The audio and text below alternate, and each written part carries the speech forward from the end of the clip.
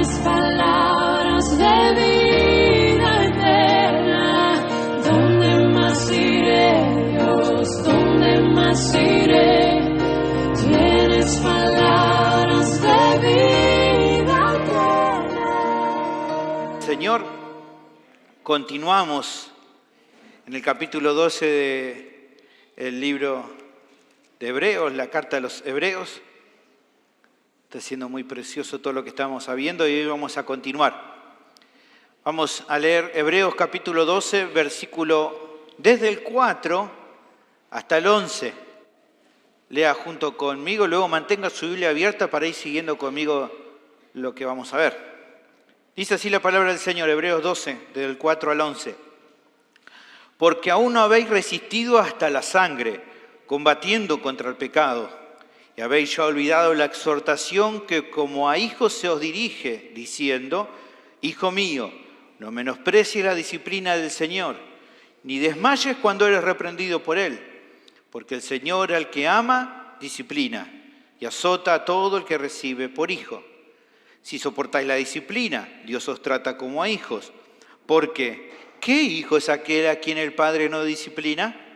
Pero si se os deja sin disciplina, de la cual todos han sido participantes, entonces sois bastardos y no hijos. Por otra parte, tuvimos a nuestros padres terrenales que nos disciplinaban y los venerábamos. ¿Por qué no obedeceremos mucho mejor al Padre de los Espíritus y viviremos? Y aquellos, ciertamente por pocos días nos disciplinaban como a ellos les parecía, pero para lo que nos es provechoso, para que participemos de su santidad. Es verdad que ninguna disciplina al presente parece ser causa de gozo, sino de tristeza, pero después da fruto apacible de justicia a los que en ella han sido ejercitados. Oremos, hermanos. Bendito Señor, te damos gracias por la bendición de esta reunión que nos has dado, todo lo que hemos compartido hasta aquí. Te ruego ahora que bendigas el tiempo de la exposición bíblica, que sea un tiempo de edificación para nuestras almas, que puedas hablarnos a través de este texto y pueda ser de provecho para seguir creciendo en la fe. Dame entendimiento para poder exponer con claridad y sencillez en el poder de tu Espíritu Santo y vos hagas la obra a través de todo lo que veamos en el día de hoy. Te ruego tu ayuda y tu gracia en Cristo Jesús. Amén. El título del sermón es Dios al que ama, disciplina. Los que sean un poco más grandes, más o menos de mi edad, o un par de años tal vez un poquito menos, van a decir o pueden decir que una de las películas icónicas de los años 80 fue una que se llamaba Karate Kid, película viejita. Si bien, ahora salió hasta una serie de esto, pero en ese momento ya era famosa. Si bien la trama se va desarrollando sin nada muy llamativo, no es una película que tenga un gran guión, un momento que quedó en la historia, en mi opinión, es cuando uno de los protagonistas, llamado señor Miyagi, le empieza a dar las primeras indicaciones a su alumno en cuanto a lo que tenía que hacer. Ahí sale la famosa orden de él, la de pulir y encerar, ¿no? Usted sabe, ¿no? Con los bracitos, cómo hacía, y le decía que tenía que hacerlo tal como le decía. Observamos nosotros en la película cómo Daniel, su alumno, hace el esfuerzo de obedecer a este maestro. Y junto con él, y esto lo digo cuando lo vimos por primera vez, después ya no, pero en la primera vez nos desesperamos por no entender lo que estaba pasando, ¿no? Durante la película. Sentimos que el viejito se estaba aprovechando, ¿no? De la ingenuidad del chico como para que le arregle toda la casa. Pero cuando al fin, ¿no? En un momento de la película, este maestro le muestra a su alumno el valor de todo lo aprendido, justo cuando él está como queriendo dejar todo, y cómo todo lo feo que le tocó pasar en las tareas que le mandó a cumplir eran tan útiles, ya que descubrimos que era un medio de entrenarlo. Entonces, junto con el actor, ¿no? Con Daniel, aceptamos que todo el malestar valió la pena y que fue lo mejor que pudo haber pasado, aunque en el proceso no nos dábamos cuenta de esto, ¿no? ¿Por qué menciono esto al comenzar? Algunos me miran medio raro. Bueno, porque en verdad, aunque a algunos les llame la atención, el mensaje de esa parte de la película tiene algunos puntos de contacto con lo que vamos a ver en el pasaje de hoy, con la enseñanza. Si bien la disciplina de Dios en varias ocasiones es dolorosa y cuesta aceptarla, a medida que avanzamos en la vida cristiana, vamos comprendiendo acerca del valor tan grande y beneficioso que posee. Dios, como vamos a ver, nos disciplina. Y aunque por momentos nos resistimos, con el tiempo nos vamos dando cuenta que es lo mejor para nuestra vida, aunque tal vez en algún momento dudemos. Para certificar eso es que el autor relató ya en el capítulo anterior, en el 11, acerca de los ejemplos de creyentes del Antiguo Testamento que en sus vidas, por medio del sufrimiento, experimentaron el perfeccionamiento de su fe, de esa fe que persevera, como el autor mencionó en Hebreos capítulo 11, versículo 40. Pero el autor no se queda ahí, el autor de la carta. También nos presentó el modelo más excelente de creyentes. ¿Se acuerda que nos habló acerca de Jesús, el autor y consumador de la fe? En Hebreos capítulo 12, versículo 2, que fue el texto anterior. Y con eso en pie, ¿no? Con eso dejó el pie entonces para esta nueva sección. Observando el ministerio terrenal de Cristo, podemos entender plenamente que la disciplina de Dios es uno de los medios más importantes con los que contamos para crecer y avanzar en la fe. O sea, Él sufrió, como hemos hablado, y a través de eso Él venció.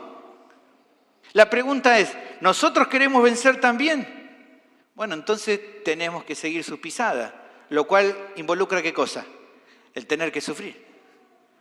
Así que te animo a seguirme con atención en el sermón de hoy, porque estoy seguro que te va a ser de mucho ánimo y de edificación, incluso de consuelo para tu vida, como también lo fue para la audiencia original. El tema del sermón es el siguiente: en vista del ejemplo de Cristo, los creyentes deben entender que Dios usa las aflicciones para disciplinar a sus hijos. Este es el tema. En vista del ejemplo de Cristo, los creyentes deben entender que Dios usa las aflicciones para disciplinar a sus hijos. ¿Cómo es esa disciplina? El texto da 3 conceptos acerca de la disciplina de Dios. ¿Estamos bien? ¿Bien allá en el fondo? ¿Me escuchan bien? ¿Lo del hall? ¿Me escuchan? Bien, ahí me hacen un dedo. Bien, vamos a ver entonces el primero de los conceptos acerca de la disciplina de Dios. El primer concepto que se nos plantea en el versículo 4 es que la disciplina de Dios es siempre acorde a sus planes soberanos. El primer versículo arranca conectado al tema anterior, pero funciona, digamos, como una bisagra para un nuevo concepto que luego se va a desarrollar bien en los siguientes versículos, que es acerca, como decía, de la disciplina de Dios. Versículo 4. Dice, porque aún no habéis resistido hasta la sangre combatiendo contra el pecado. ¿Qué quiere decir el autor con esto? Repasemos por un instante lo que vimos antes. Se mencionó el ejemplo de Jesús y se llamaba a la audiencia original a considerar, ¿se acuerdan?, su actitud ante la oposición. ¿Se acuerdan que decía ante la contradicción de pecadores? ¿Para qué tenían que considerar esto? Para que el ánimo de ellos no se canse hasta desmayar, decía capítulo 12, versículo 3. Ahora, es a partir de eso que lo que se hace al comenzar esta nueva sección es darle otro argumento más de por qué no debían desanimarse a pesar de las aflicciones que ellos estaban viviendo. Dice aquí el texto, todavía ustedes no han llegado al punto de resistir hasta la sangre por tener que combatir con el pecado. Cuando se habla aquí de tener que soportar hasta la sangre, evidentemente a lo que se refiere es como una manera metafórica de hablar acerca de tener que dar sus vidas. Por eso dice, no han tenido que resistir hasta la sangre. No han tenido que dar sus vidas. Según el pasaje, dice aquí, en un combate.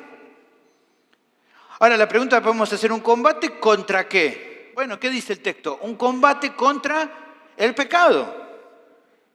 La pregunta que nos queda por hacer es, ¿cuál es el pecado? Bueno, de acuerdo a lo que venimos viendo en el contexto, el pecado del cual está hablando, ¿se acuerdan? Es el pecado de dudar y de ceder a la tentación de abandonar la fe. Es este el pecado del cual en particular está tratando el texto y lo que vemos escuchando. En este combate entonces, el adversario central en ese ring, por así decirlo, no eran ni los judíos que los estaban despreciando o los gobernantes romanos que los afligían o los perseguían, sino que el adversario era ese deseo de volverse atrás, Ese deseo que estaba en ellos, dando vuelta en sus mentes, de negar a Cristo, buscando así una salida rápida y fácil a los sufrimientos que ellos estaban atravesando. Ese era el enemigo que tenían adelante. Ahora, ¿cuál es la realidad que se declara aquí? ¿O cuál es lo que sabemos? Bueno, sabemos que estos hermanos habían ya pasado tiempo atrás situaciones difíciles. Ya ellos no habían experimentado parte del sufrimiento como lo estaban viendo en ese momento. Incluso anteriormente habían pasado momentos difíciles. ¿Usted se acuerda? Leamos para recordarlo si quieren. Capítulo 10, versículo 32. Se nos cuenta de estos hermanos que ya algunos años atrás, dice, pero traed de la memoria los días pasados en los cuales, después de haber sido iluminados, o sea, después que conocieron al Señor, sostuvieron gran combate de padecimientos.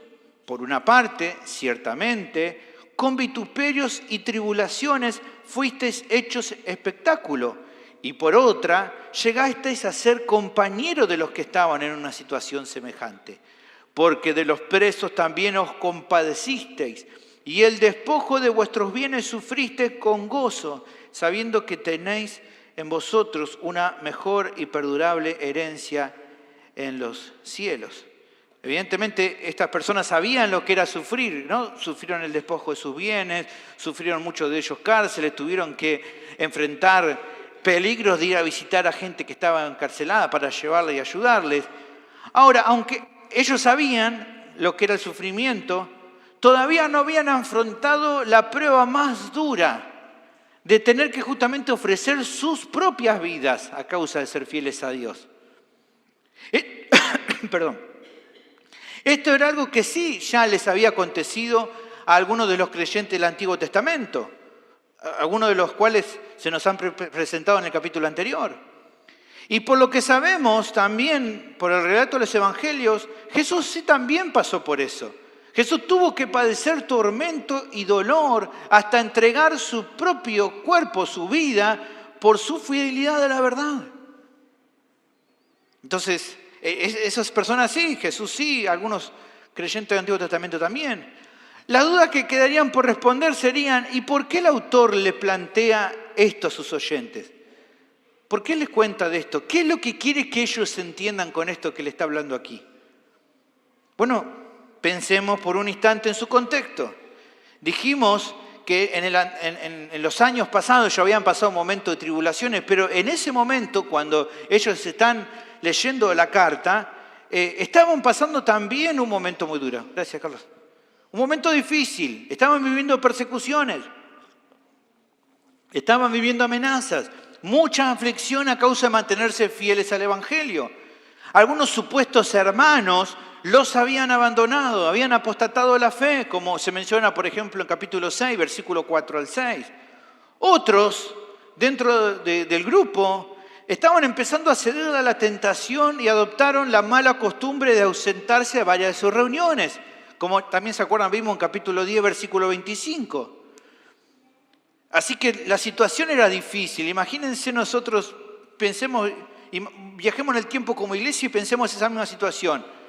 Un montón de circunstancias difíciles, de problemas, de persecuciones, el gobierno nos persigue, familiares nuestros nos persiguen, estamos muy mal, miembros que se fueron al mundo, que se apartaron de la fe, otros que ya no están viniendo, y ahí estamos, ¿no? En ese marco tan angustiante, pensemos, ¿qué cosas estarían pasando por la cabeza de estos hermanos? ¿Qué pensamientos? ¿Qué es lo que ellos podrían estar en ese momento analizando y pensando? Bueno, considero, no lo sé exactamente, el texto no lo dice, pero considero que algunos pensamientos similares a los que muchos cristianos tienen en momentos de prueba y de aflicción. ¿Cuáles son? Solo le digo algunos, pero pueden surgir otros. Puede decir, Señor, no puedo resistir más esto que está pasando. No doy más, Señor. Señor, me parece que se te fue la mano con estas aflicciones. Son imposibles de aguantar. Otros pensarán en su cabeza, tal vez en su oración, en medio de lágrimas, diciendo, Dios mío, ¿qué pasó? ¿Te olvidaste de mí, Señor? Otros estarían pensando, ¿realmente te importa lo que estoy pasando? Bueno, la Biblia dice que sí. Bueno, entonces si te importa, ¿por qué permitís que todo en mi vida vaya tan mal como está yendo ahora? Problema tras problema tras problema. ¿Por qué, Señor? Probablemente estos pensamientos estarían en esta audiencia original. Ahora, aunque estos pensamientos podían estar dando vuelta, la respuesta a estos interrogantes en esta sección es muy llamativa. Es como que el autor le está diciendo, no se confundan, todavía no han sufrido hasta la muerte en estas aflicciones que están pasando. Uno dice, bueno, quizá la respuesta del autor hubiera sido mejor, tranquilo hermanito, no se ponga mal, ya vamos a salir adelante, no se ponga mal, ya va a cambiar. Ahora vienen las elecciones, va a cambiar, vamos a mejorar, ¿no? No les dice nada de esto. ¿Qué le dice? Todavía no han tenido que resistir hasta la sangre combatiendo contra el pecado. Quizás uno puede pensar en esta respuesta, pero es dura esta respuesta. Es como que el autor le estuviera diciendo, no se quejen porque podrían estar peor, ¿no? Algo así le estuviera diciendo. Bueno, pero ese no es el punto, hermanos. Lo que el autor aquí está declarando va más allá de querer desalentarlo o buscar hacerle ver que podrían pasarla peor para que entonces así dejaran de lamentarse o incluso de quejarse por lo que estaban viviendo. Aquí se está resaltando de manera indirecta una verdad fundamental, que todo lo que estaban pasando podía ser más duro, sí. O tal vez podían llegar a un momento a tener que entregar su propia vida en esta batalla, ¿no? Es como se refleja aquí en el texto. Él dice, todavía no han tenido que entregar, ¿no?, su vida, aún dice. Pero eso no era lo importante. No era realmente lo más importante. Lo esencial era no olvidar que el sufrimiento actual que estaban viviendo, o tal vez un alivio momentáneo a esas aflicciones que pudieran acontecer, o incluso que aconteciera que más adelante tuvieran que entregar su vida, o sea, pasarla peor, que es lo que pareciera que aquí le está anticipando. O sea, que la cosa siguiera tan mal, que la cosa se pusiera mejor, o que la cosa se pusiera peor, todo lo que podía llegar a acontecer era parte del plan soberano de Dios. Por lo tanto, el mensaje para estos hermanos considero que podría leerse así. Le estaría diciendo algo así: hermanos, no entren en temor, ni duden por lo que están pasando. No piensen, Señor, se te fue de las manos estas aflicciones. Nada de eso. Consideren que si Él quisiera, su aflicción podría ser más intensa. El punto es que lo que están pasando es tal como Él quiere que sea. Ni más ni menos. Así que no se le fue la mano. No es que Dios tampoco se olvidó de ustedes. Todo está aconteciendo tal y como Él lo planificó. Por lo tanto, si todo está ocurriendo de acuerdo a su soberanía, como es real y es así, sus aflicciones entonces que están pasando no son un despropósito o un sinsentido fruto de un descuido o de un mal manejo de la situación por parte de Dios. Están en la situación adecuada que Él en su soberanía determinó para ustedes. Eso tiene que estar claro. Que todo lo que pasa está dentro de los planes soberanos de Dios. Incluso el sufrimiento, incluso las aflicciones. ¿Por qué esto es así? Bueno, aunque en esta sección no lo vemos de forma nítida, porque como decía recién es un texto que es como una transición a un nuevo asunto, de acuerdo a lo que vamos a ver en los siguientes versículos, es porque justamente los sufrimientos son parte de la disciplina de Dios para sus hijos. Esto es lo que incluso el autor viene reflejando en el ejemplo de Cristo. ¿Se acuerdan?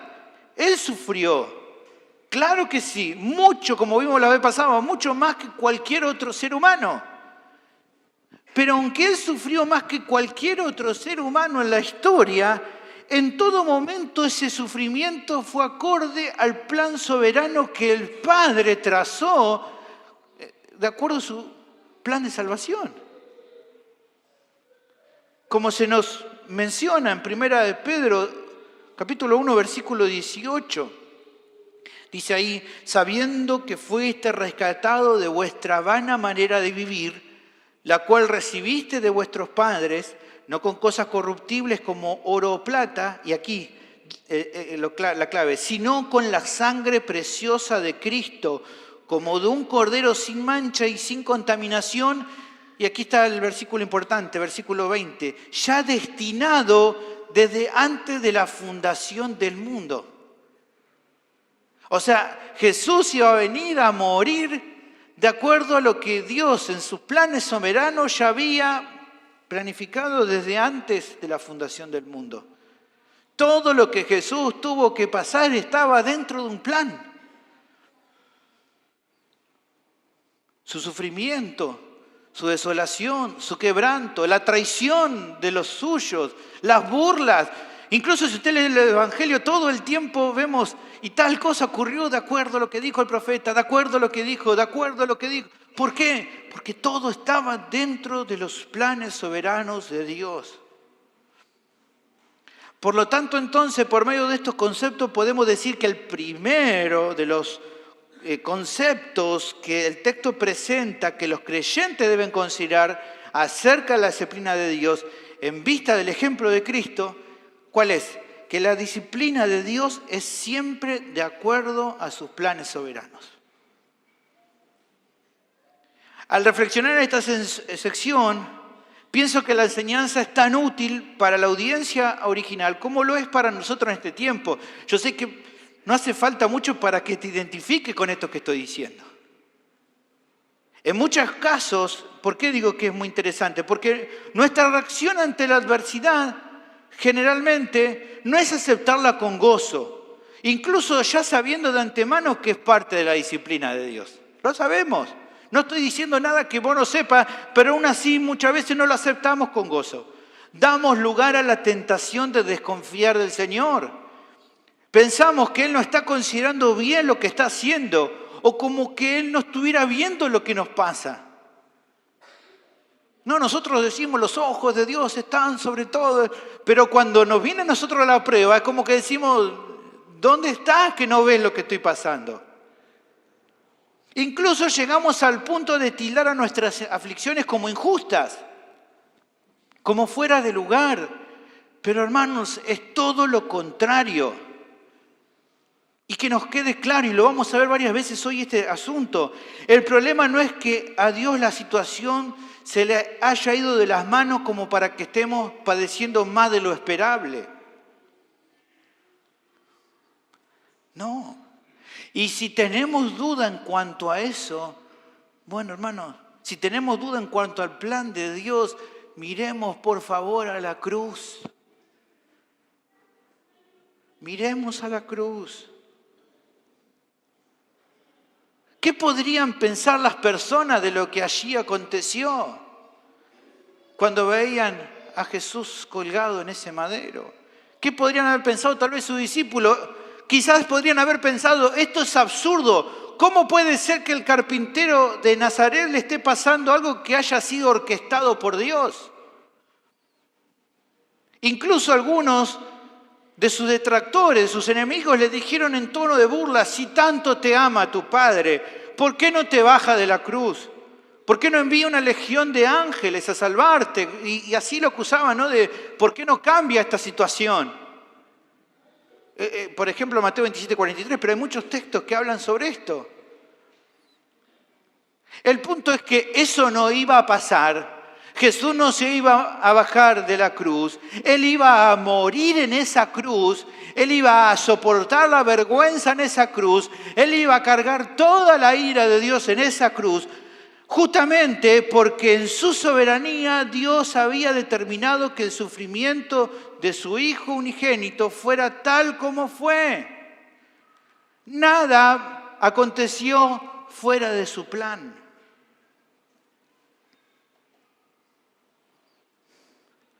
Tenemos que mirar a la cruz cuando dudamos.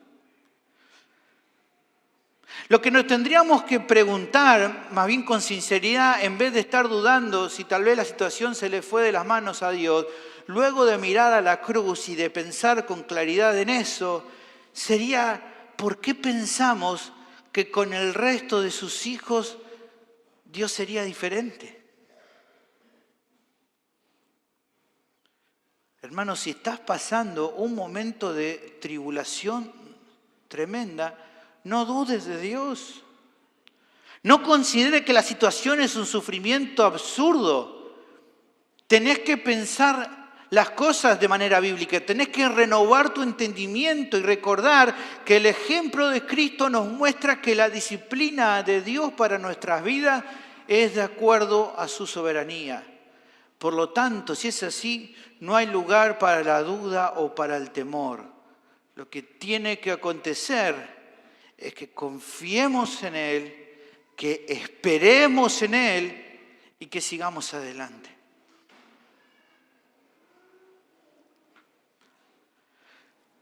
El segundo concepto que tenemos es que la disciplina de Dios es un acto de amor por sus hijos, de versículo 5 al 8. El texto prosigue expresando ya de una manera abierta este asunto de la disciplina de Dios. Versículo 5 dice, y habéis ya olvidado la exhortación que como a hijos se os dirige, diciendo, Hijo mío, no menosprecies la disciplina del Señor, ni desmayes cuando eres reprendido por Él, porque el Señor al que ama disciplina y azota a todo el que recibe por hijo.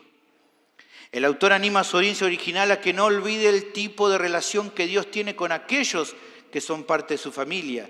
Y para eso entonces cita a Proverbios capítulo 3, versículos 11 y 12. ¿Qué dice ese texto? Que no debemos menospreciar la disciplina del Señor, ni tampoco desmayar cuando somos reprendidos por Él. ¿Por qué no? Porque la realidad que subyace detrás de ese trato de Dios es que, como también menciona aquí la referencia citada, el Señor al que ama disciplina y azota a todo el que recibe por hijo. Ahora, creo que esta declaración, antes de avanzar, nos debe llevar a hacer un pequeño paréntesis para tener algo claro. Cuando pensamos en disciplina, cuando muchos piensan en disciplina, generalmente para muchos la disciplina se relaciona solamente con un castigo producto de querer corregir algo, como que solamente disciplina tiene que ver con corrección. Bueno, si bien es cierto que la disciplina o disciplinar a alguien en ocasiones es un método de corrección, no siempre es así. O sea, antes de ser correctiva, la disciplina es primeramente instructiva. Y no debemos olvidar esto, porque si no siempre vamos a ver a la disciplina como algo, como un castigo, como un golpe, como un... O sea, dicho de otra forma, la disciplina de Dios apunta a dos metas a la vez, que son, por un lado, instruir y por otro lado, corregir. Y no solo lo segundo. Y si tenemos duda, podemos ver un ejemplo traído de la relación de padres a hijos entre nosotros. Fíjense, Efesios 6:4 dice, y vosotros padres no provoquéis a ira a vuestros hijos, sino criadlos en disciplina y amonestación del Señor. ¿Ven? Aquí la disciplina, ¿cómo juega? Pablo no está diciendo solo corrijan lo que está mal en sus hijos. Él está diciendo también la disciplina es parte instruir a sus hijos para que aprendan lo que es correcto, como también a su vez corregir cuando no hacen lo que es correcto. Antes de corregir, primero debes instruir, porque si no lo instruís, ¿cómo lo vas a después corregir? Si no sabe. Primero los instruís acerca de lo que está bien y lo que está mal, le vas enseñando a través de la disciplina, y luego cuando no hace caso a lo que está bien, ahí lo corregís para que haga lo que está bien. ¿Por qué? Porque así es como se cría un hijo de acuerdo a la voluntad de Dios y que obviamente refleja su propio carácter. Así que entendamos esto cuando pensemos en disciplina. Ahora, una vez aclarado eso, para entender esta parte, repasemos 3 cuestiones centrales que esta porción explica. La primera es el hecho que desde el momento en el que creemos en Jesús, no solamente hemos recibido el perdón de nuestros pecados, sino que además por fe recibimos el privilegio de formar parte de la familia de Dios. Somos adoptados como sus hijos. Así nos ha mencionado hoy hermano Cristian más temprano. Juan capítulo 1, versículo 12 dice: mas a todos los que le recibieron, a los que creen en su nombre, les dio potestad de ser hechos hijos de Dios. Con todo lo que esto implica y que usted puede buscar en la Escritura. Nos transforma, por ejemplo, en herederos de Dios junto con Cristo. Romanos 8, 17 dice: y si hijos, también herederos. Herederos de Dios y coherederos con Cristo. Esto es una terrible bendición de esa adopción que hemos recibido. Pero hay más. Como resalta esta sección, al habernos recibido como hijos, es claro que Él nos formará no solo de acuerdo a sus planes soberanos, sino también, además, de acuerdo al rol que ocupa nuestras vidas, que es que Dios es nuestro Padre. Y si Él ocupa el rol de nuestro Padre, eso incluye ¿qué cosa? El disciplinarnos tal como un padre lo debe hacer con sus hijos. La segunda cuestión es la exhortación que el autor menciona a modo de implicancia, a partir de la referencia de Proverbios. El experimentar la disciplina de Dios de ninguna manera nos tiene que llevar a tomarla con menosprecio, dice aquí el texto, o con desánimo. Dice, no lo menosprecies ni te desanimes. Es interesante eso, porque justamente la reacción más común de los hijos ante la disciplina de los padres, ¿cuál es? O bien tomarla un poco, anda, no sabes nada, déjame en paz, ¿no? O ¿cuál es la otra? Si no, siempre me trata mal, ¿no? O desánimo, o menosprecio. Eso es lo que normalmente tenemos. Bueno, ¿qué dice? No menosprecien y no se desanimen. Ambas cosas están mal, dice aquí el texto. Está mal que un hijo responda con menosprecio a la disciplina y está mal que responda con desánimo. Finalmente, el tercer concepto que esta porción nos da, y que lo dejé para último porque es el más importante de los 3, es el reconocer que si bien Dios nos disciplina porque es lo que debe hacer, y que por eso es incorrecto menospreciar o desanimarse por la disciplina de Él, escúcheme, lo más importante de todo es recordar que su disciplina hacia sus hijos es motivada por el amor que tiene por ellos. No nos disciplina porque sea malo o no nos quiera o no nos ame. Tampoco lo hace porque seamos mejores o peores hijos. Recordemos que nunca nos acepta en base a lo que hagamos, sino solo por su gracia, como sabemos, por ejemplo, en Efesios 2, 8 y 9. Lo hace porque siendo que somos sus hijos, nos ama tanto que en su sabiduría y su buena voluntad ha decidido formarnos a la imagen de nuestro hermano mayor, Jesús, el Hijo amado. ¿Se acuerdan en Romanos 8, 29? Porque a los que antes conoció, también los predestinó para que fuesen hechos conforme a la imagen de su Hijo, para que Él sea el primogénito entre muchos hermanos. Así que entonces, el segundo concepto central acerca de las aflicciones como parte de la disciplina de Dios, que surge en virtud del ejemplo de Jesús y que los creyentes deben considerar, es el siguiente. La disciplina de Dios hacia sus hijos es un acto de amor. O dicho de una manera más simple, nos disciplina, hermanos, porque Dios nos ama. Porque nos ama. Y si las aflicciones son un modo que Él usa para disciplinarnos, es evidente entonces que los sufrimientos a causa del Evangelio no tienen que ser considerados jamás como un acto malvado o indiferente de Dios para sus hijos, sino por el contrario, como una muestra más de su amor. Qué difícil que es entender esto, porque ¿qué se nos viene a la mente cuando sufrimos? Dios no me ama más, por eso me hace esto. No. Todo lo contrario. Porque te ama, te hace eso. Si un buen padre instruye y corrige a su hijo porque lo ama de todo corazón, ¿cuánto más Dios, que siendo nuestro Padre, tiene una bondad, una misericordia y una paciencia incomparable? Hermanos, tan grande fue ese amor que, como se nos testifica y escuchamos hoy en el Evangelio que predicó Emma, que dijo en Juan 3:16, de tal manera amó Dios al mundo que ha dado su Hijo. Tan grande fue ese amor que incluso entregó a su Hijo como sacrificio en nuestro lugar. Como sabemos ese pasaje de memoria, Romanos 5:8, mas Dios muestra su amor para con nosotros en que siendo aún pecadores, Cristo murió por nosotros. ¿Qué mayor muestra de amor puede haber que esa? Hermanos, inmenso es el amor que Dios tiene por nosotros. Y si eso es así, ¿cómo es posible pensar que Él entonces separe la disciplina hacia sus hijos del amor que tiene para sus hijos?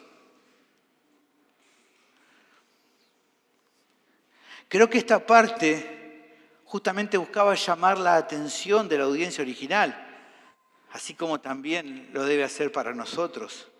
¿Por qué? ¿Por qué nos llama la atención? Porque muchas veces, como si fuéramos niños pequeños e inmaduros, cuando viene la aflicción y Dios nos disciplina por medio de ella, a menudo la idea que brota del corazón, ¿cuál es? Que Él ya no nos ama. ¿Cuántas veces has pensado que Dios dejó de amarte? Y alguna que otra vez. ¿No ha sido la mayor cantidad de veces cuando estabas en aflicción, cuando estabas en una prueba? ¿No fue en ese momento cuanto más pensabas que Dios dejó de amarte?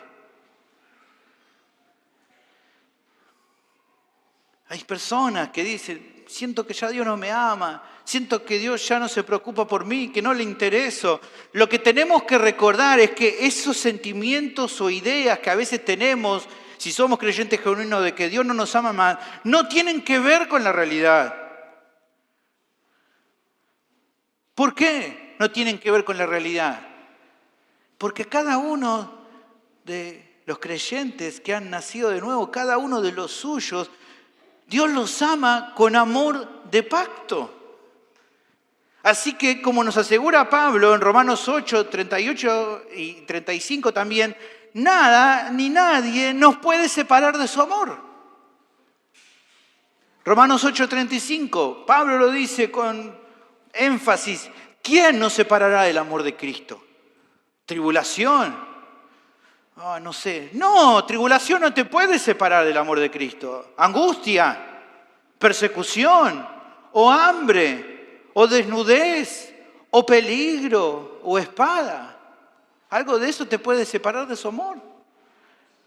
Bueno, Pablo dice en Romanos capítulo 8, versículo 38, por lo cual estoy seguro de que ni la muerte, ni la vida, ni ángeles, ni principados, ni potestades, ni lo presente, ni lo porvenir, ni lo alto, ni lo profundo, ni ninguna otra cosa creada nos podrá separar del amor de Dios que es en Cristo Jesús, Señor nuestro. Nada.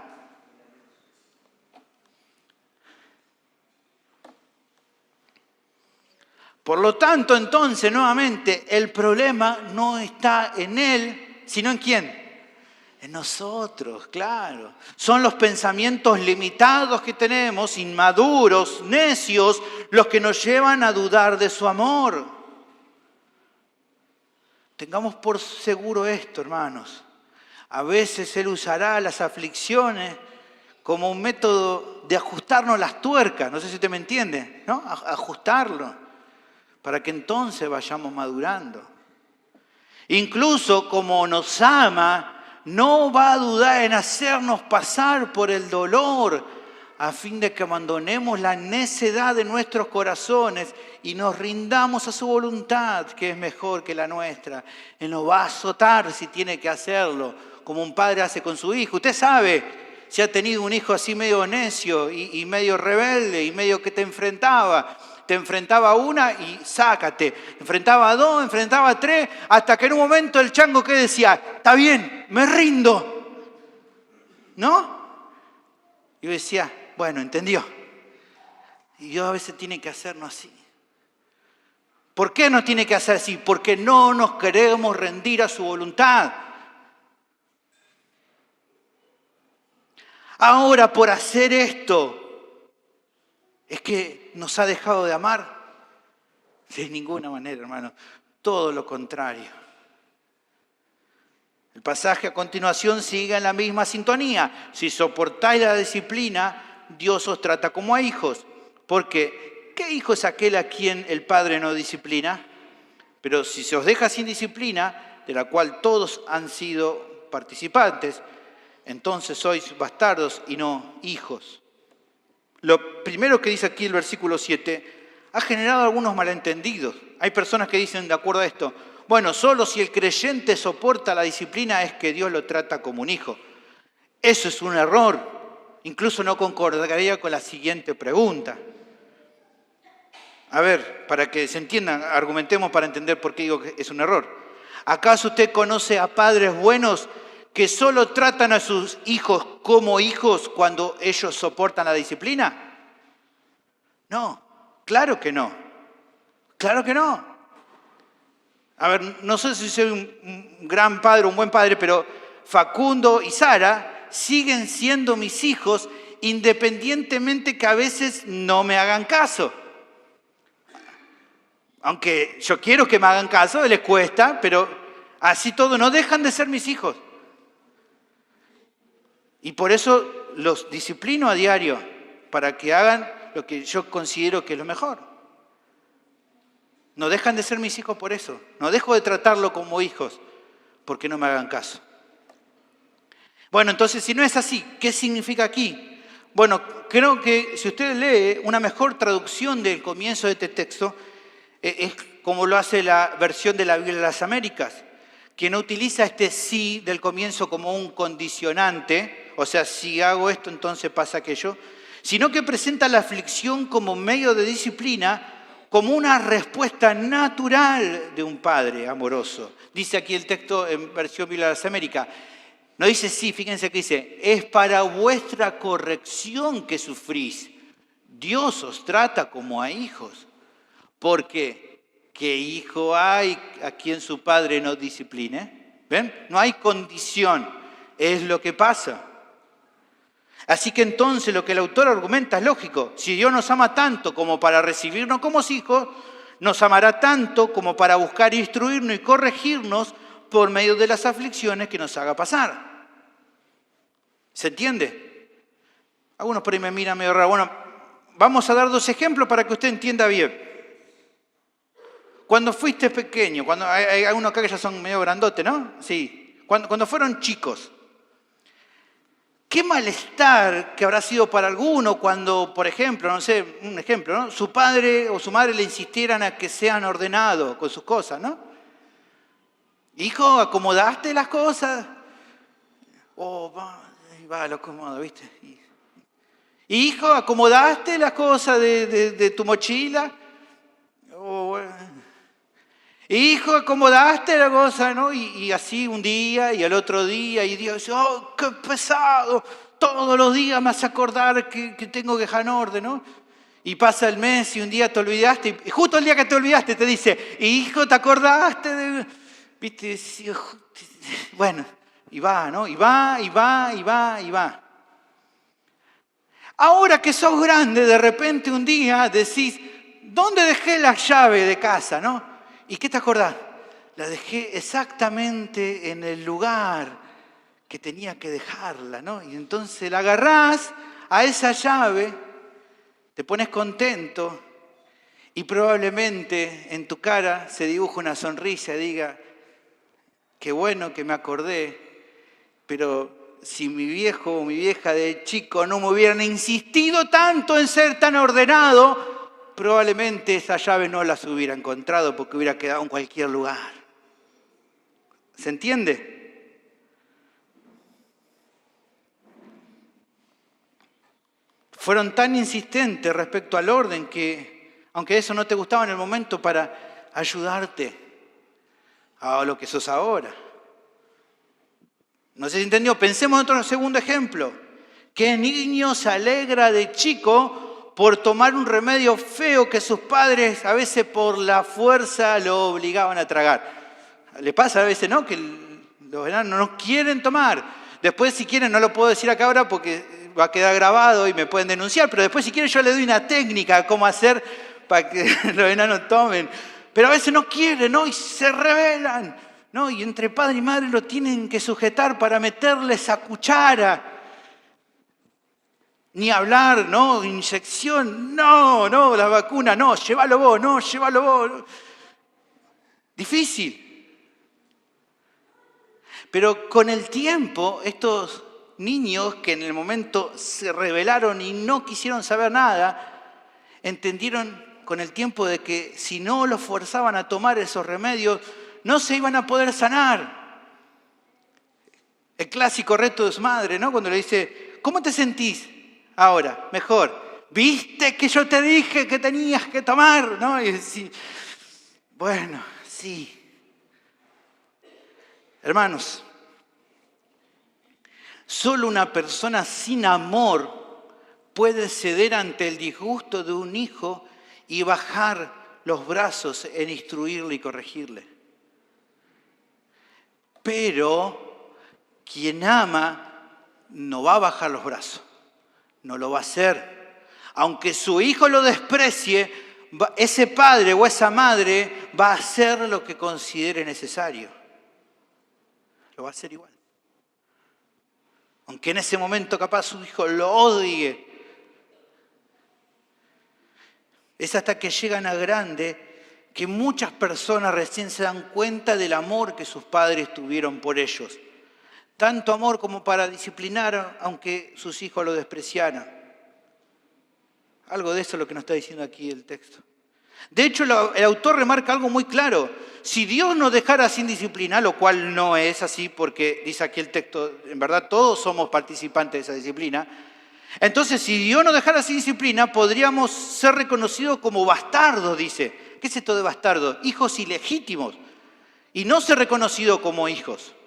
Aquí el autor está usando una analogía para hacer una comparación. Está diciendo que un hijo que elige no ser disciplinado por sus padres debería verse a sí mismo como un bastardo, o sea, un hijo que no es reconocido legalmente.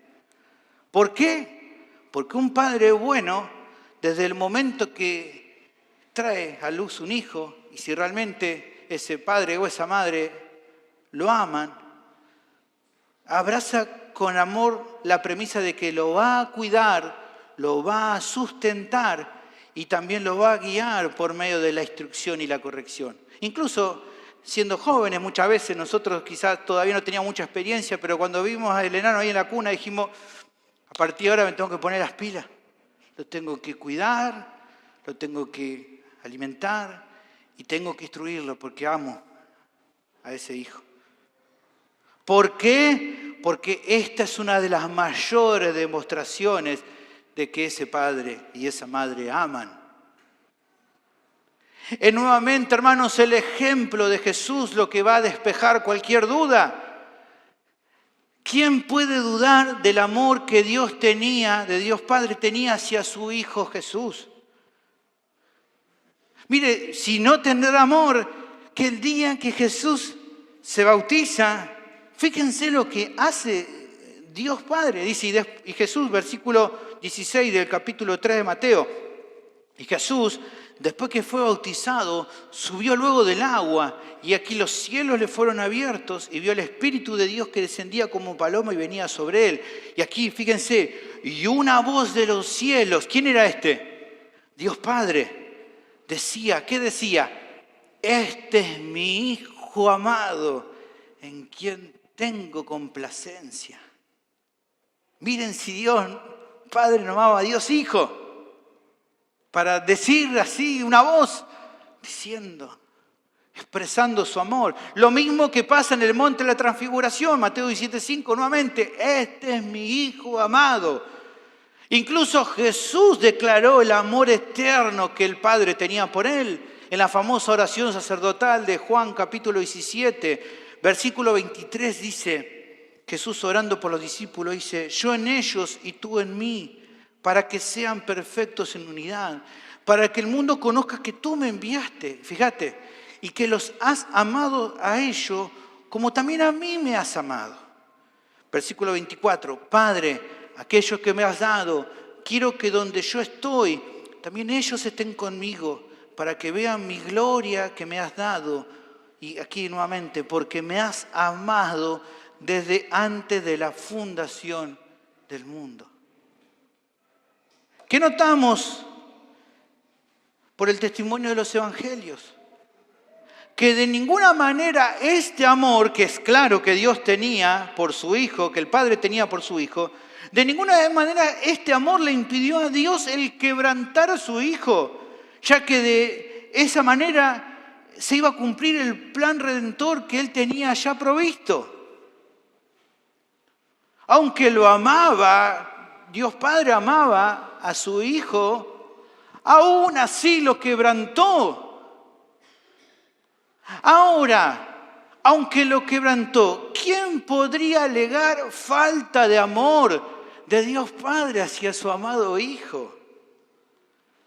Evidentemente, vemos por el ejemplo de Jesús que Dios lo hace sufrir incluso amándolo como lo amaba. De la misma manera es que el Padre también obrará con el resto de sus hijos, a los cuales por amor hará pasar por aflicciones en virtud de los buenos propósitos que tiene con ellos. Por lo tanto, ningún creyente debe tomar a las aflicciones que Dios usa para instruirlo y corregirlo como un motivo de menosprecio o de desánimo en contra de él, sino básicamente ante cada una de esas situaciones como una razón más de alabarlo por cuanto Él nos ama. Nuevamente, nuestra mente tiene que cambiar, porque ante el sufrimiento, ¿cuál es nuestra reacción con Dios? El quejarnos, el enojarnos, el dudar de su amor. No surge nunca una alabanza a Dios, una alabanza a su amor cuando Él nos hace padecer.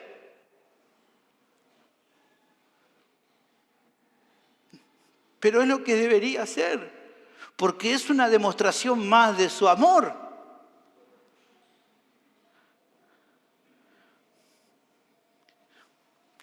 Y si esto entonces es así, que en el sufrimiento nos está demostrando que nos ama, entonces no cabe excusa para querer bajar los brazos, hermano.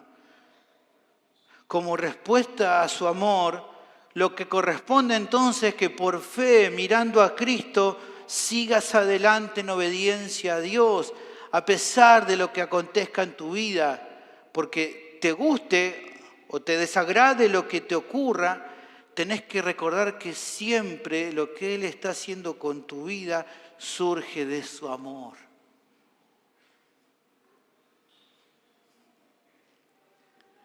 Finalmente, el tercer concepto que tenemos en el texto es que la disciplina de Dios es para el bien de sus hijos. Versículo 9 al 11. El pasaje prosigue en usar la analogía de la relación de padres e hijos para presentar otro asunto importante. Versículo 9 dice, por otra parte, tuvimos a nuestros padres terrenales que nos disciplinaban y los venerábamos. ¿por qué no obedeceremos mucho mejor al Padre de los Espíritus y viviremos? Como recién decía, es solo cuando crecen que por lo general las personas comprenden o el amor o la falta de amor de sus padres hacia ellos. Quizá de niños no se dieron cuenta o no podían darse cuenta. Ahora, ¿a quiénes podemos reconocer como padres amorosos con sus hijos?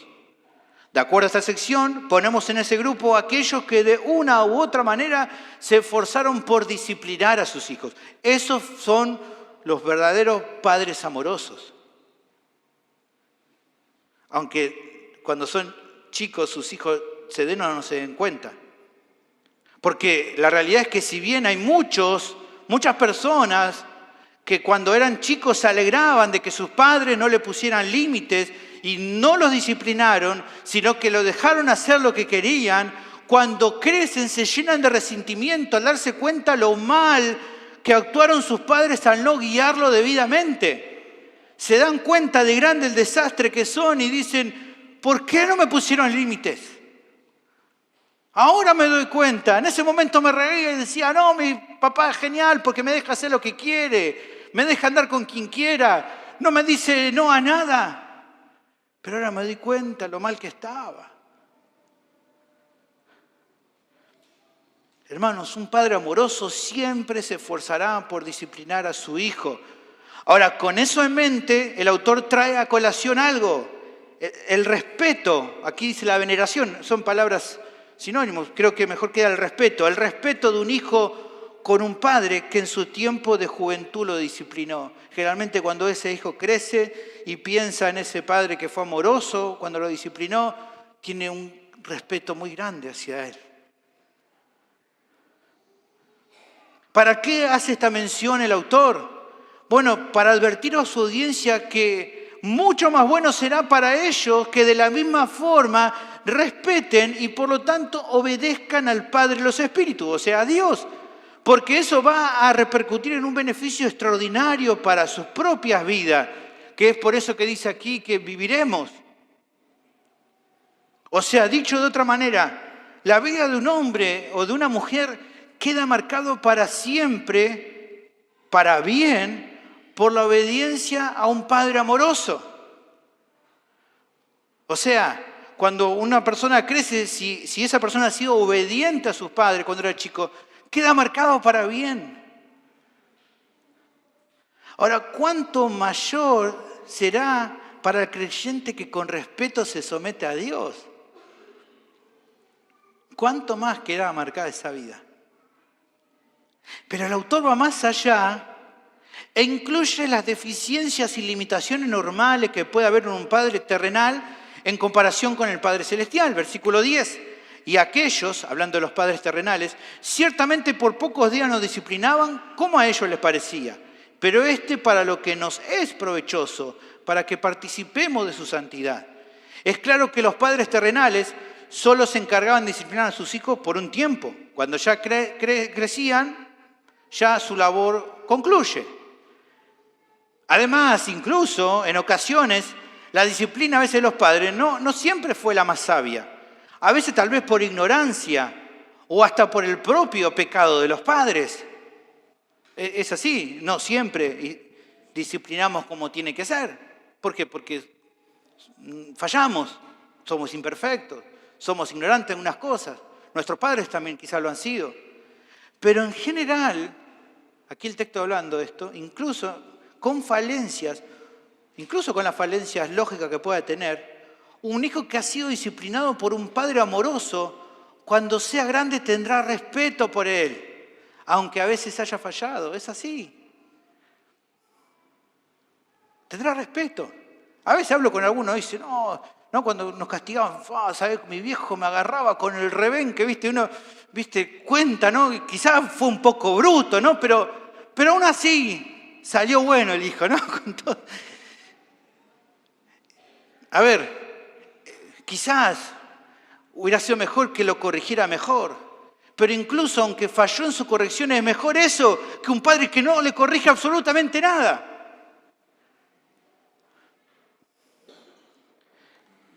Bueno, igual es una comparación. ¿A dónde quiere llevar el autor? Bueno, en comparación es evidente que con Dios es algo completamente diferente. Por un lado, no asume la responsabilidad temporalmente, sino que desde el día que nos ha recibido como hijos, lo hará para siempre.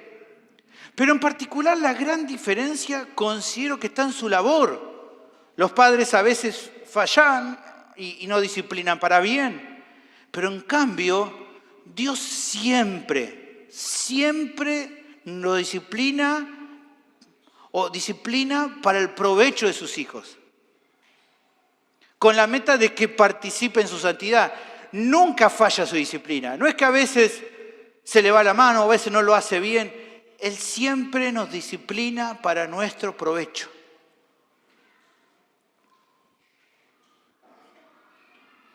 ¿Por qué? Porque Dios sabe que lo mejor para su hijo, para que participe en su santidad, porque Él sabe que lo mejor es que crezcan en santidad. Algo de eso lo hemos reflejado en 1 Pedro 1:14. Dice Pedro aquí, como hijos obedientes, ¿ven? No os conforméis a los deseos que antes tenía estando en vuestra ignorancia, sino como aquel que os llamó es santo, sed también vosotros santos en toda vuestra manera de vivir, porque escrito está, sed santos porque yo soy santo. Ahora, hagamos un freno y pensemos en la enseñanza que el autor le está dando aquí a su audiencia original.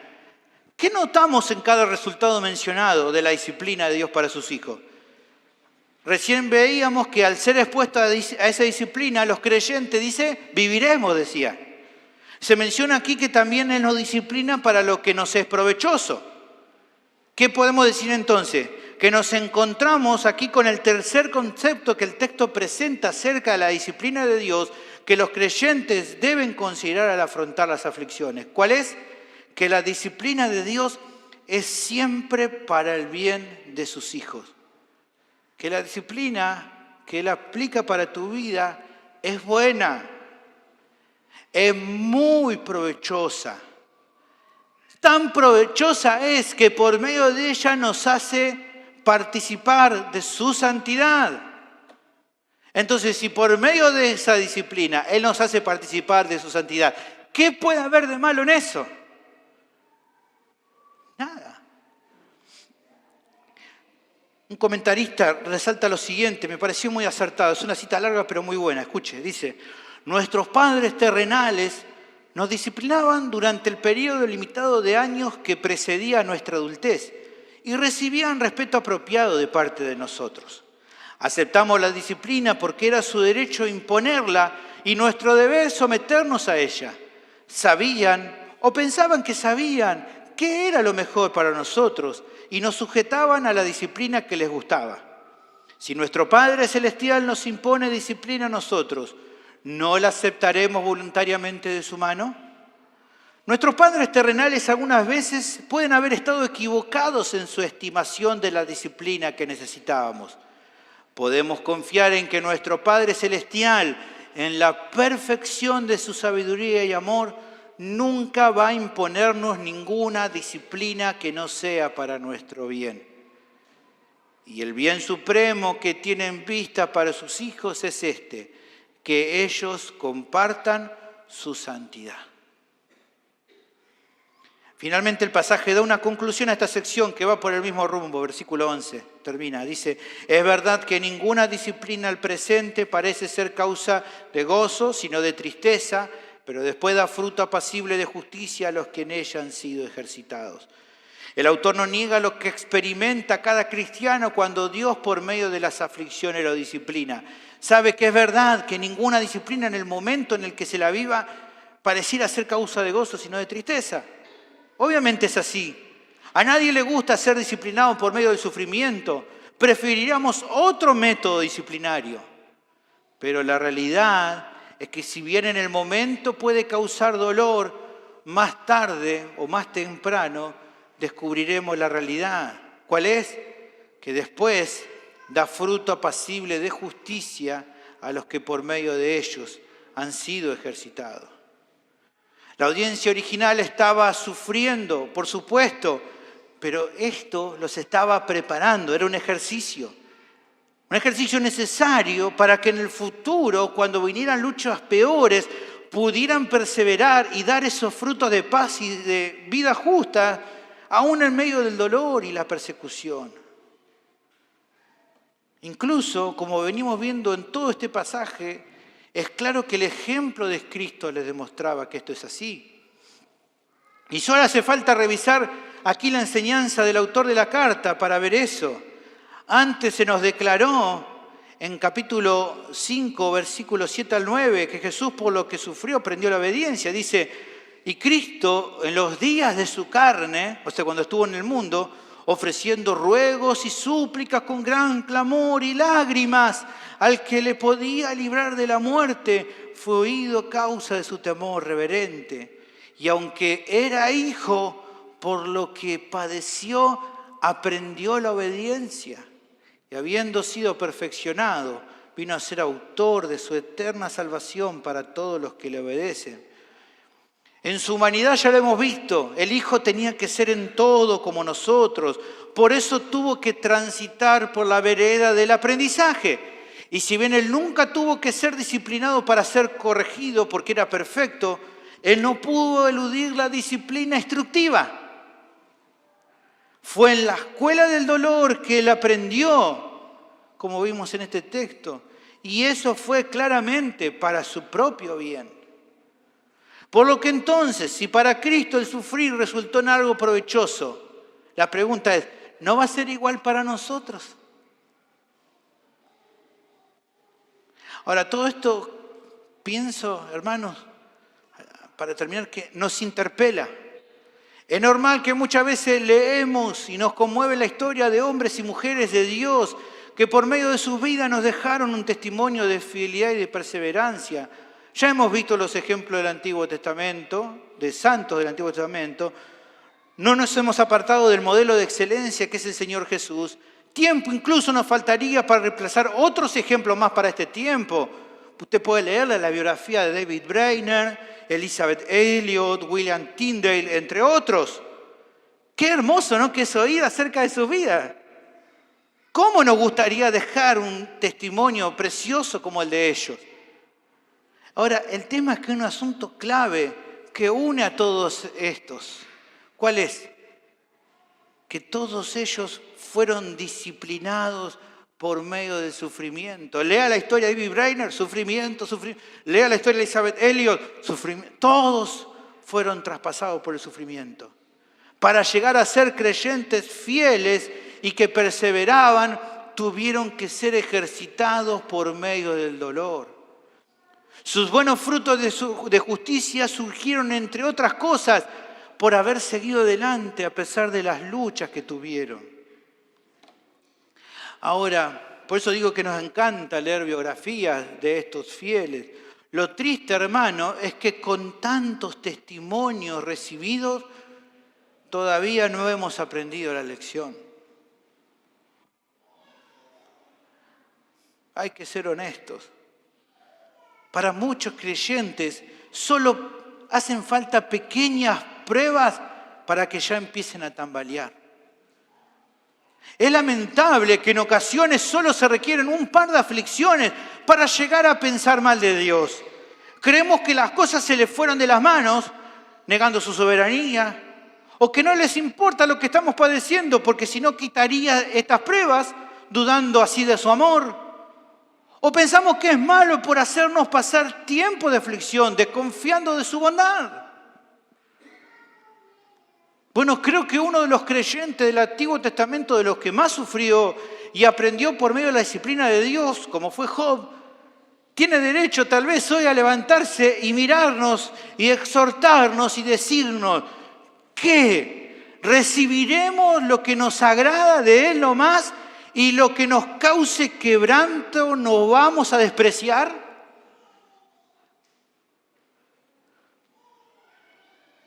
Como vengo diciendo en todo este sermón, hermanos, el problema no está en Dios.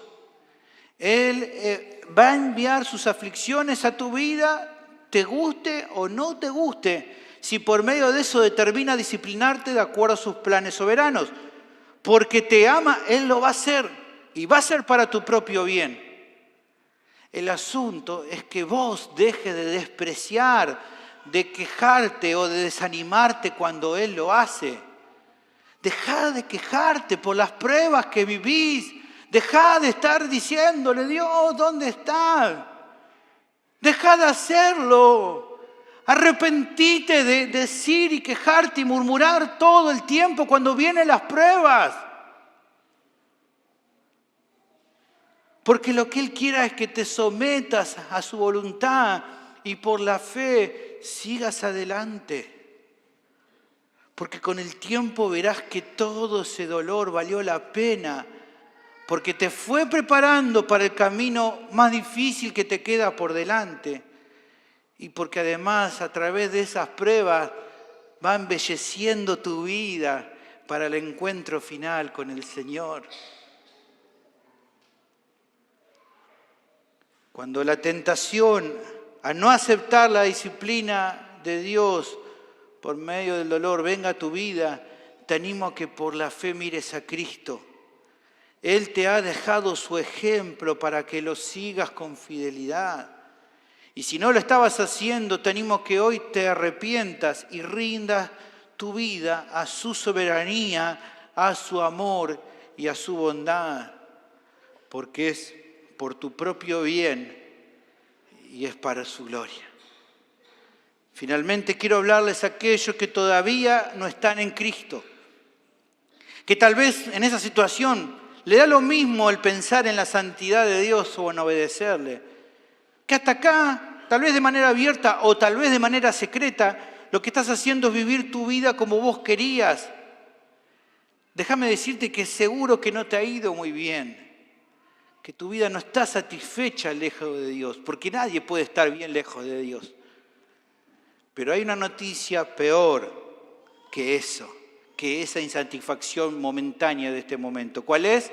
Que si hoy te fueras de este mundo, a causa de tu desprecio a Dios, lo que te espera es una eternidad de castigo y dolor en el infierno. ¿Por qué? Porque tu rebelión a Dios no será pasada por alto.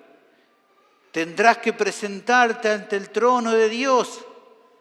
Y la pregunta, querido oyente, es ¿cómo pensás que Él juzgará tu desobediencia constante a la luz de su justicia perfecta? No hace falta decir mucho más para que te des cuenta que el resultado es negativo. Que sos culpable y responsable por tus pecados, por los cuales es justo que te acontezca lo que recién te decía. Pero así como tengo que darte esa mala noticia, también quiero darte una buena noticia. La buena noticia es que hoy eso puede cambiar, que Jesús vino al mundo, vivió una vida perfecta y al tiempo indicado murió en la cruz para poder salvarnos. Que al tercer día resucitó con poder, ascendió a los cielos, se sentó a la diestra del Padre y que un día regresará. Y que esta tarde con amor te llama a que te arrepientas de tus pecados, que confieses tu bancarrota espiritual y tu incapacidad de salvarte a vos mismo y que confíes de todo corazón en su obra de salvación. Quiero decirte, querido oyente, que si hoy venís a Cristo con fe y humildemente te rendís a Él y lo reconoces como Señor y Salvador sobre tu vida, que Él promete perdonar todos tus pecados y darte la vida eterna. La pregunta que me queda para hacerte al terminar es, ¿qué vas a hacer hoy, querido amigo, amiga? Vení a Jesús, por favor. No lo pospongas más.